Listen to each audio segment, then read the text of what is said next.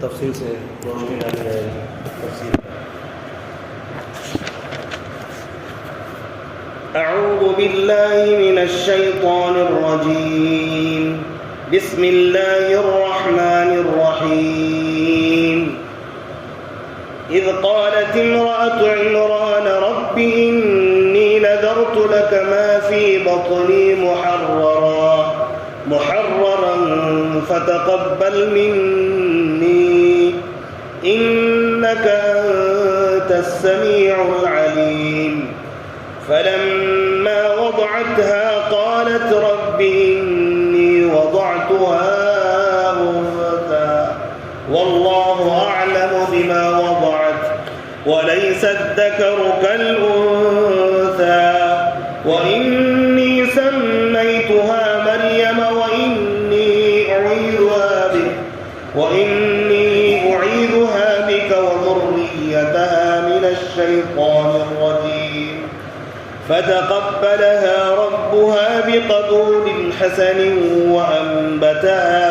وأنبتها نباتا حسنا وكفلها زكريا كلما دخل عليها زكريا المحراب وجد عندها رزقا قال يا مريم أنى لك هذا قالت هو من عند الله إن الله يرزق من يشاء بغير حساب صدق اللہ العظیم۔ معزز حاضرین، اس میں اللہ تبارک و تعالیٰ نے حضرت مریم علیہ السلام کی ولادت کا تذکرہ فرمایا ہے، اور اس کے بعد اللہ تبارک و تعالیٰ نے ان کی جو پرورش کی ہے اور ایک الگ انداز سے اللہ تعالیٰ نے ان کی کفالت فرمائی، اور حضرت زکریا علیہ السلام کے سپرد ان کی کفالت ہوئی ہے۔ اگلی آیات میں حضرت زکریا علیہ السلام کے پاس حضرت مریم علیہ السلام کی جو پرورش ہوئی اور کس طرح ان کے حصے میں پرورش آ گئی، اس کا تذکرہ بھی اگلی آیات میں موجود ہے۔ میں اس کا خلاصہ بیان کر دیتا ہوں۔ اب آپ حضرات نے اس سے پہلے سنا، حضرت عمران کی بیوی حضرت مریم علیہ السلام کی والدہ نے نیت کی تھی، اے اللہ اگر تو مجھے بیٹا عطا کرے گا تو میں اس کو مسجد بیت المقدس کے لیے آپ کے لیے وقف کر دوں گا کہ یہ ان کا خادم بن کر اور پوری زندگی وہ مسجد کے لیے وقف ہو جائے اور ان میں وہ دین کا کام کرتا رہے۔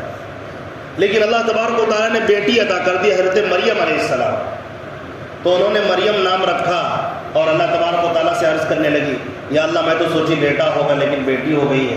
تو اللہ تعالیٰ کو چونکہ پتہ ہی ہے، لیکن اللہ تبارک و تعالیٰ نے کہا کہ ہر بیٹی جو ہے وہ عام بیٹوں کی طرح نہیں، ہر بیٹا جو ہے وہ بیٹی کی طرح نہیں ہوتی ہے، اور یہ جو بیٹی ہم نے تم کو دی ہے یہ اور بیٹوں سے بہت زیادہ اہم ہے اور بہت زیادہ فضیلت والی ہے۔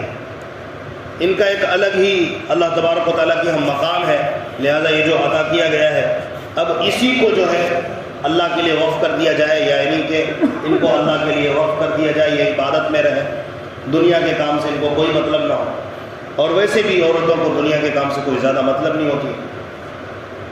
تو اللہ تبارک و تعالیٰ نے ان کی دعا قبول کر لی اور ان کی پرورش کی۔ حضرت زکریا علیہ السلام کو کفالت بھی اللہ تعالیٰ نے دی۔ وہ ہوا یہ واقعہ کہ چونکہ حضرت مریم علیہ السلام کے خاندان میں اور بھی اچھے نیک لوگ بھی تھے، بہت سارے احباب تھے جو چاہتے تھے کہ وہ میرے حصے میں پرورش آئے۔ حضرت زکریا علیہ السلام چونکہ نبی تھے اور حضرت مریم علیہ السلام کے خالو بھی تھے، اس لیے انہوں نے ارادہ ظاہر کیا، تو پھر بات تھوڑا سا اختلاف ہونے لگا۔ کہا کہ اختلاف کو ختم کرنے کے لیے جو سمندر میں جو نہریں بہہ رہی ہے تو ہم سب اپنے اپنے قلم اس کے اندر ڈال دیں، اور جس طرف وہ نہر جا رہی ہے اس طرح قلم جن کا چلا جائے، سمجھیے کہ ان کی وہ کفالت نہیں کر پائیں گے۔ جن کا قلم اس ریت میں بھی رک جائے وہ کفالت کے ذمہ دار ہوں گے۔ سب نے اپنا اپنا قلم، جو بھی چاہتے تھے کہ میں پرورش کروں، اتنی پاکیزہ بچی ہے حضرت مریم علیہ السلام، تو لہٰذا میں اس کی پرورش کروں، سب نے قلم ڈالا سمندر میں جہاں ریت بہہ رہا تھا۔ تو اس ریت میں سب کے قلم بہہ گئے، لیکن حضرت زکریا علیہ السلام کے قلم وہیں پر کھڑے رہ گئے۔ قرآن نے آگے تذکرہ کیا ہے اس کا۔ تو حضرت زکریا علیہ السلام کو پھر کفالت مل گئی اللہ تعالیٰ کی طرف سے، اس طرح فیصلہ ہوا۔ کلما، اچھا دیکھیے اب یہ آیت جہاں سے مجھے اصل ترجمہ اور تفسیر کرنی ہے، فتقبلها ربها بقبول حسن وانبتها نباتا حسنا، اللہ تبارک و تعالیٰ نے یعنی ان کے رب نے، اللہ تعالیٰ نے ان کو قبول کر لیا، بہترین طریقے پر قبول کر لیا، وانبتها نباتا حسنا، اور بہترین طریقے پر اللہ تعالیٰ نے پرورش کی، وکفلها زکریا، اور حضرت زکریا علیہ السلام کو کفالت میں دے دیا۔ کلما دخل علیہا زکریا المحراب، جب حضرت زکریا علیہ السلام ان کے حجرے میں جاتے، محراب میں جاتے، حضرت مریم علیہ السلام کے پاس جاتے، وجد عندها رزقا، وہاں دیکھتے کہ بے موسم پھل موجود ہے، کوئی لا کر دینے والا نہیں ہے لیکن پھل فروٹ موجود ہے۔ اللہ تعالیٰ کی طرف سے گویا یہ نعمت ان کے پاس نازل ہوتی تھی، اللہ کی طرف سے کھانے پینے کے لیے بہترین پھل ہوتے تھے، جو موسم بھی نہیں ہوتا تھا لیکن اس موسم کے پھل وہاں موجود ہوتے تھے۔ یہ دیکھ کر بہت ہی زیادہ تعجب میں پڑ گئے اور انہوں نے سوال کر دیا، قال یا مریم انا لکی ھذا، حضرت زکریا علیہ السلام نے کہا اے مریم یہ تیرے پاس کہاں سے آ رہا ہے یہ پھل؟ نہ کوئی موسم ہے، نہ کوئی لا کے دینے والا ہے، تیرے پاس یہ کہاں سے آ رہا ہے؟ قالت هو من عند اللہ، تو حضرت مریم علیہ السلام نے کہا یہ اللہ کی طرف سے آتا ہے۔ تو اللہ تعالیٰ کی طرف سے ان کے پاس یہ موجود ہو جاتا تھا، گویا یہ اللہ کی طرف سے ان کے لیے کرامت تھی۔ اگر یہ نبیوں کے ساتھ ایسی بات پیش آئے جو عام طور پر نہیں ہو سکتا، عادت کے خلاف کوئی بات پیش آئے تو اس کو معجزہ کہتے ہیں۔ جیسے کہ چاند کا دو ٹکڑے ہو جانا نبی صلی اللہ علیہ وسلم کی انگلی کے اشارے سے، اسی طرح نبی صلی اللہ علیہ وسلم کے انگلی سے چشمہ جاری ہو جانا، آپ صلی اللہ علیہ وسلم کے تھوک سے کسی کو شفا مل جانا، بہت سارے معجزات تو ڈھیرے ہیں نبی صلی اللہ علیہ وسلم کے پاس درخت کا چل کر آ جانا پردہ کرنے کے لیے، اور نبی صلی اللہ علیہ وسلم جب دنیا سے تشریف لے گئے تو اس وقت میں درخت حنانہ کا اس قدر رونا، سوکھی لکڑی اور رونے اور چلانے کی آواز مسجد نبوی میں سب نے سنی، اور وہ تھر تھرا کر یعنی کہ جھوم جھوم کر وہ رو رہی تھی یاد میں نبی صلی اللہ علیہ وسلم کے۔ تو نبی صلی اللہ علیہ وسلم کے معجزات ہیں، معجزات تو بہت سارے ہیں، سینکڑوں نبی صلی اللہ علیہ وسلم کے، اس کو معجزہ کہتے ہیں۔ اگر کسی اللہ والے نبی کے علاوہ کے ساتھ ایسا کوئی معاملہ ہوتا ہے جو خلاف واقعہ ہو، جیسے کہ بعضوں کے بارے میں آتا ہے کہ انہوں نے مسلح جو ہے ہوا میں بچھا کر نماز پڑھ لیا، سمندر میں مسلح بچھا کر نماز پڑھ لیا۔ صحابہ کرام کے بارے میں آتا ہے صحابہ نے سمندر میں گھوڑے دوڑا دیے اور پیر تک نہیں بھگائے، تاریخ گواہ ہے اور بہت ہی معتبر روایت سے بات ثابت ہے۔ یہ کرامت اس کو کہتے ہیں۔ نبی کے ساتھ ہو تو کیا کہتے ہیں اس کو؟ معجزہ کہتے ہیں، بولیے۔ اور اگر نبی کے علاوہ کے ساتھ ہو تو کرامت کہتے ہیں۔ تو یہ کرامت کا ظہور حضرت مریم علیہ السلام کے ساتھ ہوتا تھا۔ ان اللہ یرزق من یشاء بغیر حساب، یقینا اللہ تبارک و تعالیٰ جس کو چاہتا ہے بے حساب رزق دیتا ہے، بغیر حساب کے دیتا ہے، خوب رزق عطا کرتا ہے۔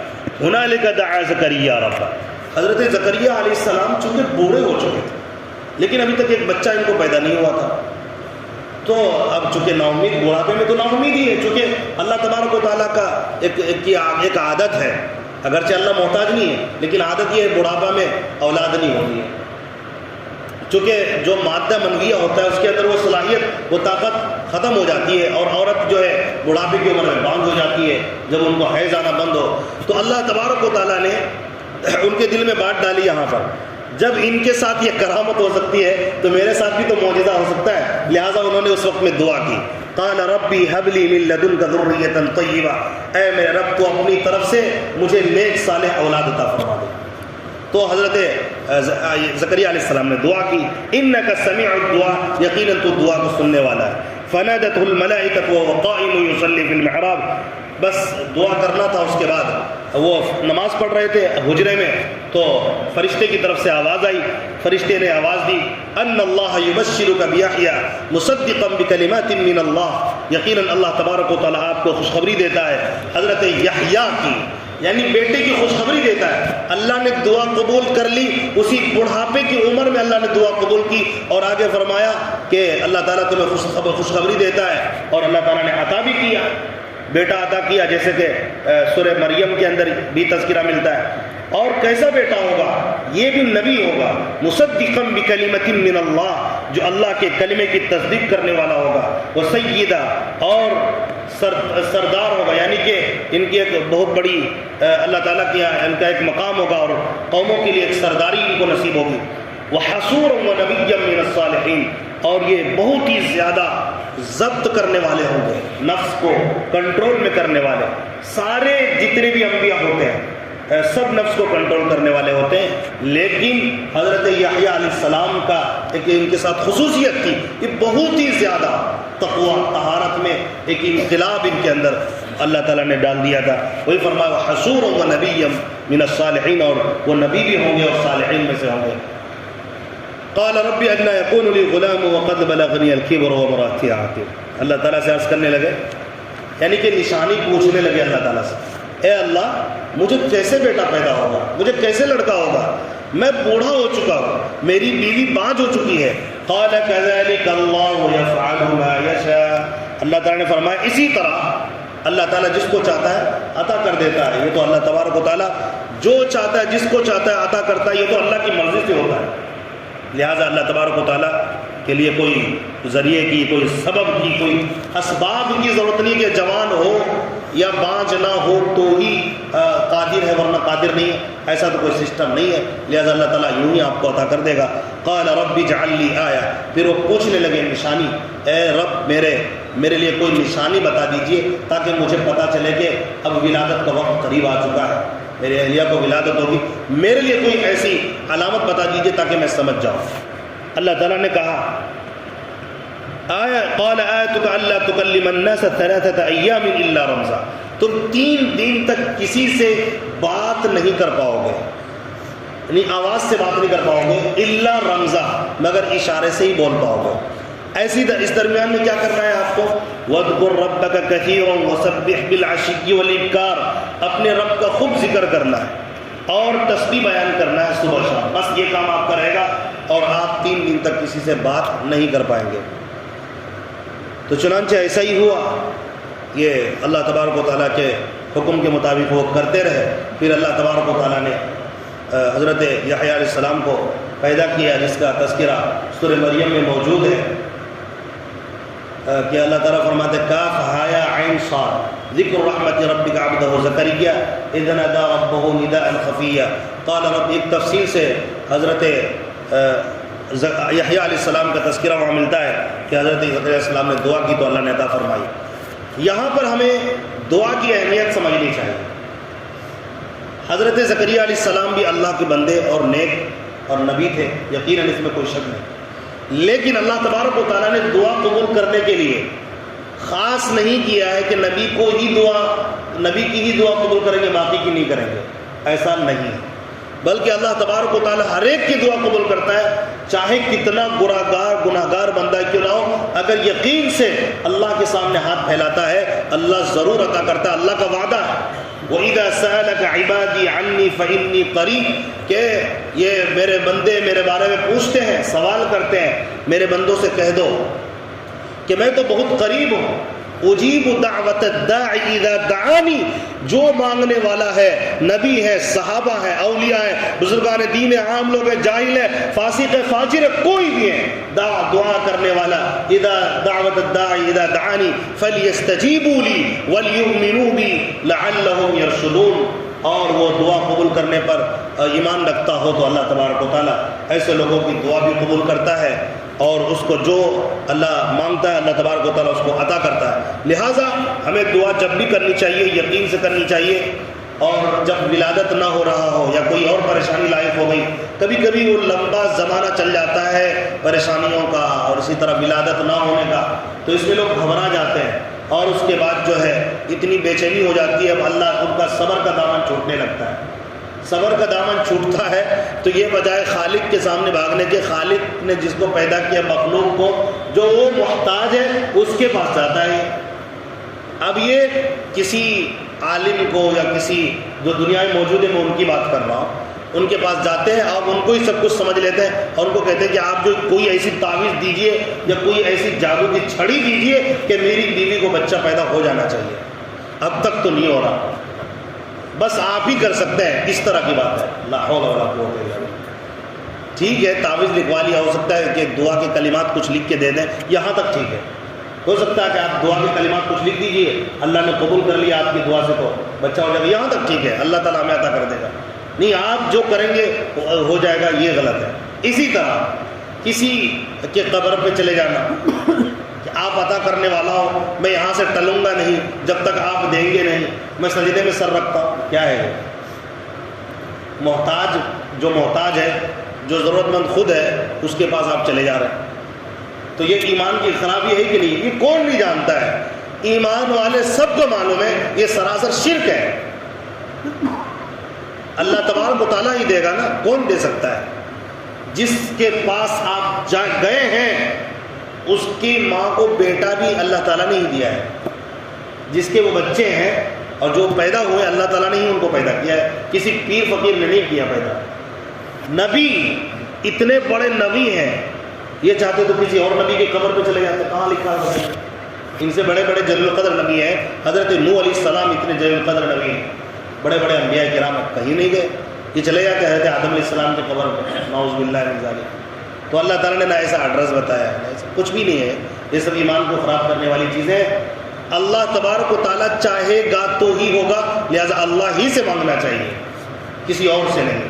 اس لیے آج یہ طے کر کے اٹھیں. آج کے اس تفسیر سے ہمیں یہ سبق ملا کہ دینے والی ذات، ہر چیز کا خالق اور مالک اللہ تعالیٰ ہی ہے. چاہے کتنی پریشانی کے عالم میں ہم پھنس جائیں، اولاد بھی انہی سے مانگنا ہے، صحت بھی انہی سے مانگنا ہے، ہر چیز اسی سے مانگنی ہے.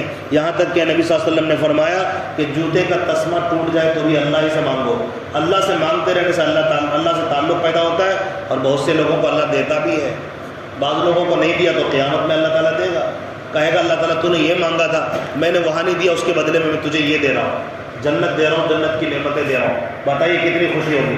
اس لیے بے صبری نہیں کرنی چاہیے، اللہ تعالیٰ کی مرضی سے ہوتا ہے. بعض لوگ جو یہ کرتے ہیں کہ بیٹی پیدا ہو رہی، بیٹا نہیں پیدا رہا، اب اسی کو غصہ کرنے لگتے ہیں بیوی کو. ان ایسے لوگوں کو الٹا لٹکا کے خوب مارنا چاہیے. بھئی اس بیوی کا کیا مطلب ہے؟ بیوی بچہ دے رہی ہے کیا؟ یعنی بیوی پیدا کر رہی ہے بچہ پیٹ کے اندر. اگر یہی بات ہے، اگر بیوی ہی کرنا ہو تو سب عورت اپنے اپنے سب بیٹے پیدا کر لے گا. لیکن تو حماقت ہے، کسی کو کچھ نہیں ہو رہا ہے، اب اسی کو کوس رہے بیوی کو. مطلب بیوی خدا ہے، نعوذ باللہ من ذالک. بیوی رب ہے کیا؟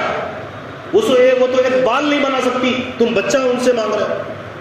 شرم میں ڈوب کرنا چاہیے. تو شرک ہے. پھر ایمان کہاں ہے تمہارا؟ ان کو کوسنا، ان سے ناراضگی اختیار کرنا کہ اس کے اندر ایسی صلاحیت نہیں ہے. تو صلاحیت کو کیا وہ خود گنوا لی؟ کوئی عورت اتنی پاگل ہوتی ہے کیا؟ اس کو بچے کی خواہش نہیں ہوتی ہے؟ خالی تم شوہر، تم مرد ہو، تمہیں کو خواہش ہے. یہ سب چیزیں جو ہے نا، یہ واقعات اور یہ سب جو ہے اللہ تعالیٰ سے دوری کا نتیجہ ہے، اللہ تبارک و تعالیٰ سے محبت نہ ہونے کا نتیجہ ہے.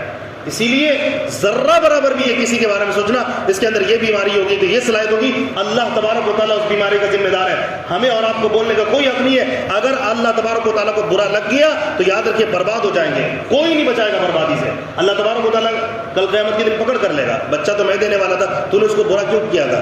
ایسے واقعات بہت سارے ہیں. ایسے مجرمین آپ کو مل جائیں گے جو طلاق دے دیتے ہیں. ایسے بے حیا مجرمین معاشرے موجود ہیں، بچہ نہیں ہو رہا طلاق دے دیا. استغفر اللہ. یعنی ایمان یہ ہے کہ یہی دے سکتی تھی. ارے دے سکتی تھی تو دے دیتی نا، جب وہ طلاق لیتی.